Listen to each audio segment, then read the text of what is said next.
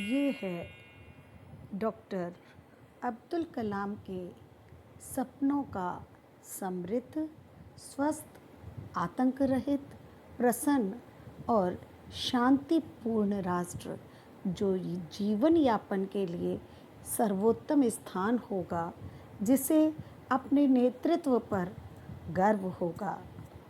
एक बार कार्डोवा टीम के अनुरोध पर डॉक्टर अब्दुल कलाम ने समय निकालकर साक्षात्कार दिया था। विद्यार्थियों, भावी कर्णधारों, शिक्षा, सूचना, संचार व्यवस्था, देश के स्वरूप के विषय में उनकी जो प्रेरणादायी सोच थी, आइए आज उसे जानें और उससे लाभान्वित होने का प्रयास करें। डॉक्टर अब्दुल कलाम से साक्षात्कार की अनुमति मिलने के बाद कार्डोवा टीम ने प्रश्न किया, विज्ञान विषय पढ़ने के लिए क्या क्या तैयारियां आवश्यक हैं। डॉक्टर कलाम ने बड़ी सूझबूझ से उत्तर दिया।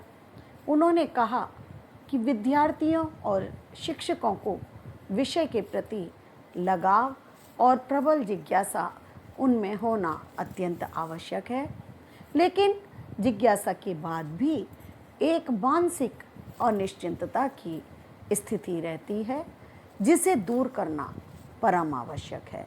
और इसका उन्होंने उपाय सुझाया कि जो बड़े बड़े वैज्ञानिकों ने अभी तक आविष्कार किए हैं, जो थ्योरीज दी हैं, उन्हें पढ़ें, उन्हें समझें, जिससे उन्हें एक सैद्धांतिक आधार मिलेगा, एक वैज्ञानिक आधार मिलेगा और अनुसंधान के प्रति आत्मविश्वास पैदा होगा। ये अनिश्चितता की स्थिति समाप्त हो जाएगी। आइए पढ़ें इसको। सबसे आवश्यक है शिक्षक और विद्यार्थियों के मन में विषय के प्रति लगाव, उनके मन में प्रबल जिज्ञासा हो। विज्ञान हमें एक विशेष दृष्टि प्रदान करता है, एक नज़रिया देता है, जिससे हमारी मानसिक अनिश्चितता समाप्त हो जाती है। मानसिक एक प्रत्यय है, अनिश्चितता चिंता मूल शब्द है, इसमें ता प्रत्यय है, अ और निहि उपसर्ग हैं। अनिश्चितता यानी जो अभी तक घबराहट की स्थिति थी, दुविधा की स्थिति थी, वो समाप्त हो जाती है। ये दृष्टिकोण हमें समस्याओं को सुलझाने की शक्ति प्रदान करता है। हम ये कहना चाहते हैं कि उस समस्या को हम सुलझाएं जिसे अभी तक किसी ने ना सुलझाया हो। अभी देखिए अनिश्चितता थी, हम किसी भी कार्य की खोज में लगने से ही डर रहे थे, लेकिन जैसे ही सैद्धांतिक और वैज्ञानिक आधार हमारे सामने आया, विषय के प्रति हमारे मन में एक जिज्ञासा हुई। अब हम ऐसे विषय की खोज में लग गए जिस विषय पर अभी तक किसी ने कोई भी अन्वेषण का कार्य प्रारंभ नहीं किया था। इसलिए हमें क्या करना चाहिए? न्यूटन के गुरुत्वाकर्षण सिद्धांतों की खोज, आइंस्टाइन की रिलेटिविटी की थ्योरी, स्टीफन हॉकिंस की स्ट्रिंग थ्योरी, नोबेल पुरस्कार प्राप्त सीवी रामन के बारे में पढ़ना चाहिए। चंद्रशेखर सुब्रमण्यम, जो चंद्र लिमिट और ब्लैक होल के लिए जाने जाते हैं, श्रीनिवास रामानुजन, जो अंक गणित के सिद्धांतों के जन्मदाता हैं, हमें उन्हें पढ़ना चाहिए। हमें इससे सैद्धांतिक वैज्ञानिक आधार प्राप्त होता है।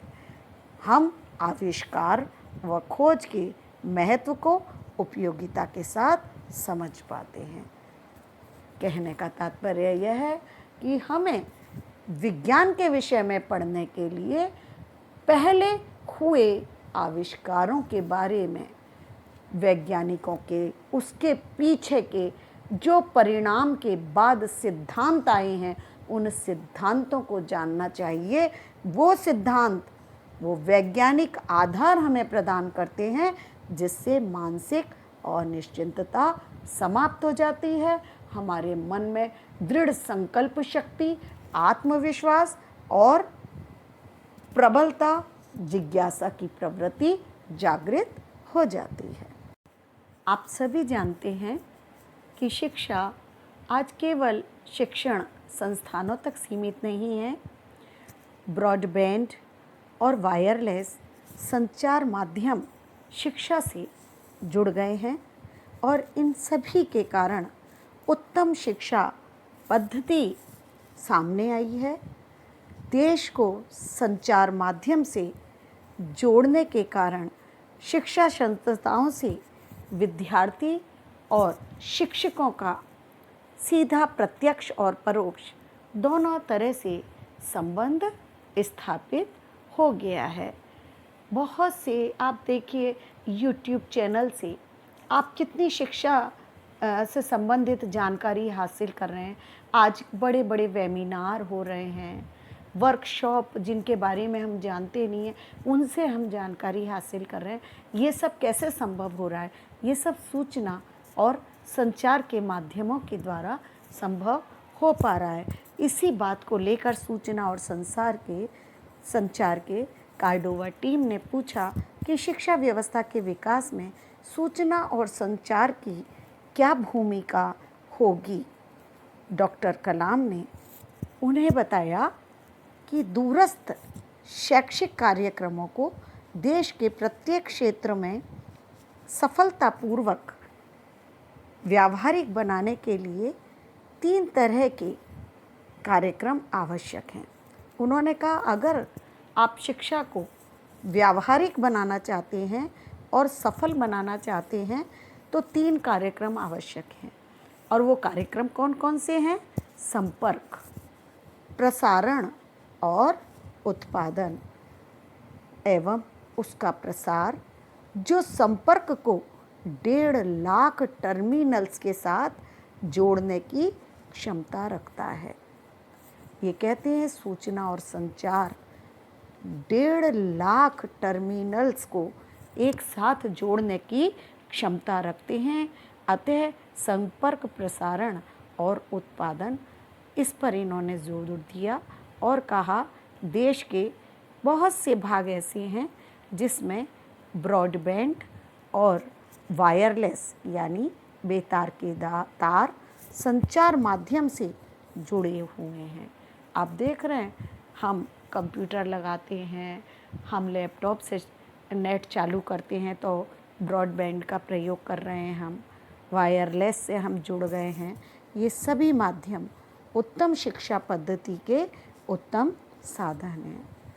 जब हम सारे देश को संचार माध्यम से जोड़ने में सफल हो जाएंगे, जगह जगह प्रयास हो रहा है, लेकिन ये सुविधाएं अभी छोटे छोटे कस्बों में, गाँव में नहीं पहुंच पा रही हैं।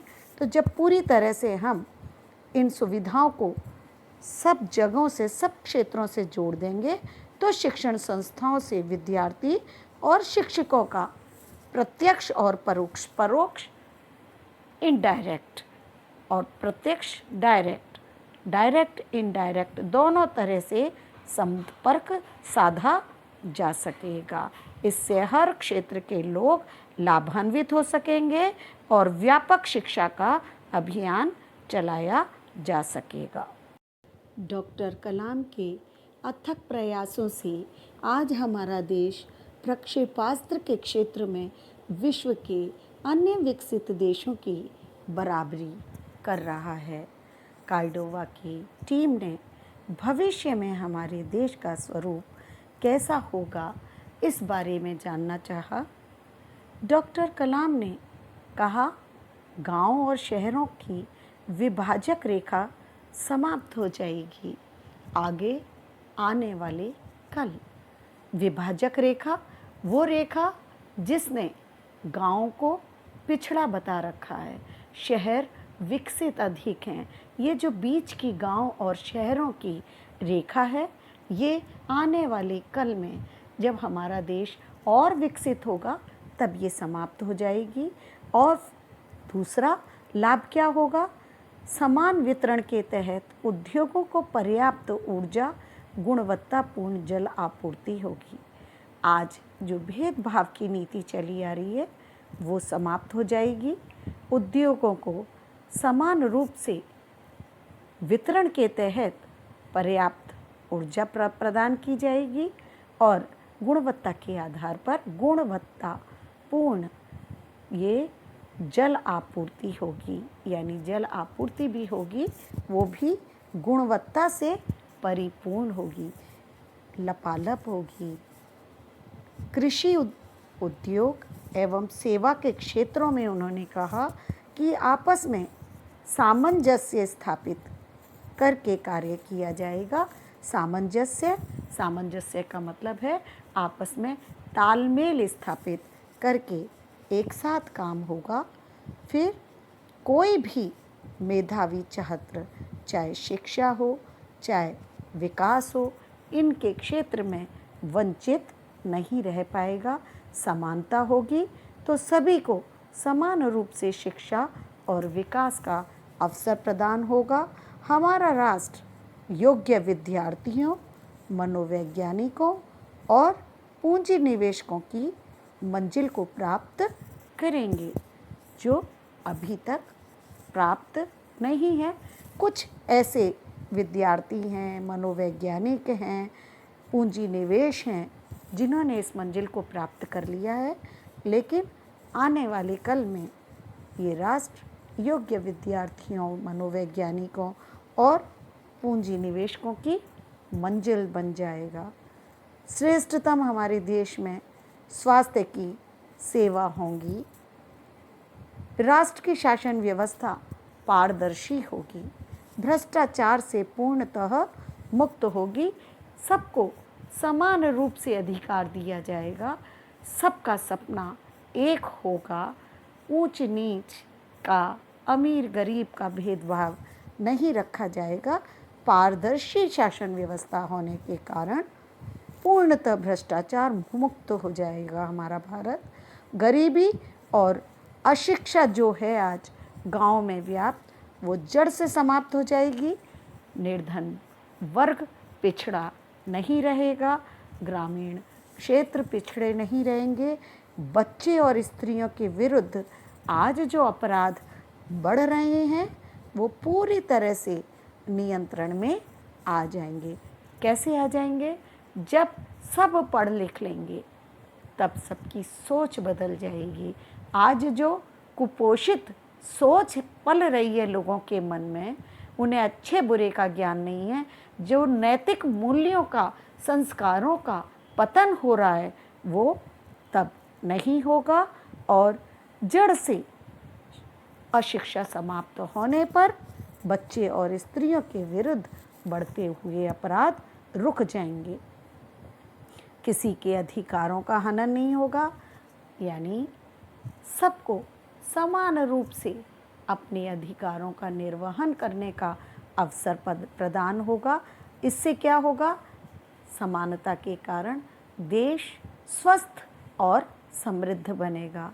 समृद्ध स्वस्थ देश आतंक रहित होगा, प्रसन्न होगा और एक शांतिपूर्ण राष्ट्र बनेगा जो जीवन यापन के लिए सर्वोत्तम स्थान रखेगा लोगों के लिए, जिसे अपने नेतृत्व पर गर्व होगा।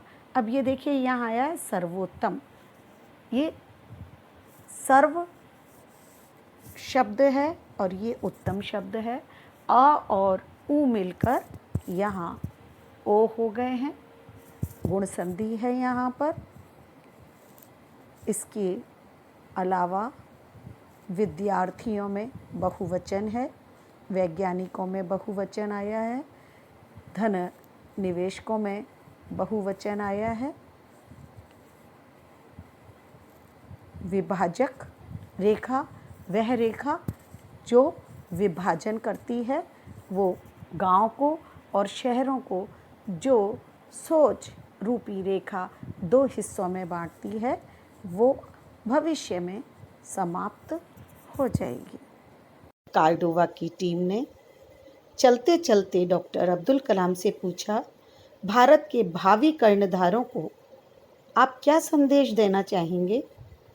डॉक्टर कलाम ने कहा, मैं भारत के कर्णधारों से यही कहना चाहता हूँ कि किसी भी युवक को भविष्य में घबराने की आवश्यकता नहीं है। अगर उसने अपना लक्ष्य निर्धारित कर लिया है। समय बहुत मूल्यवान है। सदाचारी बनो, आत्मविश्वास रखो कि तुम्हारे पास हर समस्या का सामना करने की क्षमता है। तुम अपने लक्ष्य को सरलता से प्राप्त कर लोगे। अब्दुल कलाम के कहने का तात्पर्य यह था कि यदि व्यक्ति ने या भारत के कर्णधारों ने अपना लक्ष्य निर्धारित कर लिया है, उनमें आत्मविश्वास है, तो किसी भी समस्या का सामना करने में वे समर्थ हैं और बड़ी आसानी से अपने लक्ष्य को सरलता से प्राप्त कर लेंगे। आज के विद्यार्थी को सदाचारी बनना चाहिए, अनुशासन प्रिय बनना चाहिए, आत्मविश्वास रखना चाहिए और समय के मूल्य को समझना चाहिए। अब आपकी बारी आती है। आपने अपने भविष्य के बारे में क्या योजना बनाई है? आप कौन सा लक्ष्य निर्धारित करके अपने भविष्य को सुरक्षित करना चाहते हैं? यदि नहीं लक्ष्य बनाया है तो डॉक्टर अब्दुल कलाम के बताए हुए मार्ग पर चलकर आप भी अपने जीवन में कोई लक्ष्य निर्धारित कीजिए। समय के सदुपयोग को समझिए। आशा करती हूँ कि शिक्षा के प्रति रुचि रखते हुए भविष्य में आप अनुशासित बनेंगे, समस्या का समाधान करने से घबराएंगे नहीं, आत्मविश्वास और कर्मठता पूर्वक लक्ष्य को प्राप्त करने हेतु अपनी मंजिल की ओर बढ़ेंगे।